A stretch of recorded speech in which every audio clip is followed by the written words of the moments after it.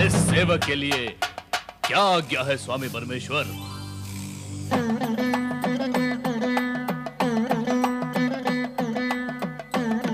हे असुर, तुम भस्म से उत्पन्न हुए हो, इसीलिए तुम्हारा नाम भस्मासुर हुआ।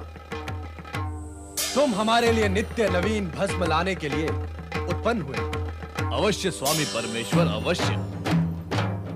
परंतु ये कार्य बहुत तुच्छ है। मुझे कोई बड़ा कार्य बताएं। पहले तुम ये तुच्छ कार्य सफलतापूर्वक करो, फिर हम तुम्हें उच्च और बड़ा कार्य भी बताएंगे। जैसी आपकी आज्ञा होगी मैं वैसा ही करूंगा। हे परमेश्वर,